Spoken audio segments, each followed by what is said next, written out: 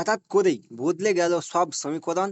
আপনি কি নতুন ভোটার হওয়ার জন্য আবেদন করেছিলেন, কিংবা অধীর আগ্রহে অপেক্ষা করেছিলেন সাপ্লিমেন্টারি বা সম্পূরক ভোটার তালিকায় নিজের নাম দেখার জন্য? তাহলে আপনার জন্য রয়েছে একটি দুঃসংবাদ। নির্বাচন কমিশন থেকে হুট করে এমন এক সিদ্ধান্ত এসেছে যা কয়েক লক্ষ মানুষের ভোটার অধিকারকে অনিশ্চয়তার মুখে ফেলে দিয়েছে। বড় প্রশ্ন হলো, কেন এই মুহূর্তে সাপ্লিমেন্টারি ভোটার তালিকা প্রকাশ না করার সিদ্ধান্ত নেওয়া হলো? যারা অনেক আশা নিয়ে আবেদন করেছিলেন, তাদের ভাগ্যে এখন কি ঘটবে? আপনি কি এবার ভোট দিতে পারবেন, নাকি আপনার নামটা তালিকা থেকে চিরতরে বাদ পড়ে গেল? এই পুরো বিষয়টি নিয়ে আজ আমরা বিস্তারিত কথা বলবো। তাই ভিডিওটি শুরু থেকে শেষ পর্যন্ত দেখুন।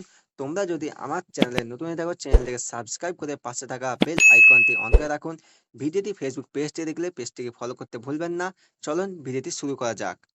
সাধারণত প্রতিবার মূল ভোটার তালিকার পর একটি সাপ্লিমেন্টারি বা সম্পূরক তালিকা বের হয়, যেখানে নতুন আবেদনকারী, যারা ঠিকানা পরিবর্তন করেছেন বা ভোটার তালিকায় ভুল সংশোধন করেছেন, তাদের নাম থাকে। কিন্তু এবার নির্বাচন কমিশন এক অভাবনীয় সিদ্ধান্ত নিয়েছে।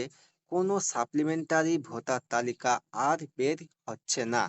কমিশনের এই আকস্মিক সিদ্ধান্তের পিছনে বেশ কিছু টেকনিক্যাল এবং প্রশাসনিক কারণ দেখানো হয়েছে। কিন্তু সাধারণ মানুষের মনে এখন একটাই প্রশ্ন: হঠাৎ এই সিদ্ধান্ত কেন? এতে কি নতুন ভোটারদের অধিকার ক্ষুণ্ণ হচ্ছে না? বিশেষ করে যারা প্রথমবারের মতো ভোট দেওয়ার স্বপ্ন দেখছিলেন, তাদের স্বপ্ন কি তবে মাঠেই মারা যাবে? আমি জানি আপনারা অনেকেই এখন দুশ্চিন্তায় আছেন।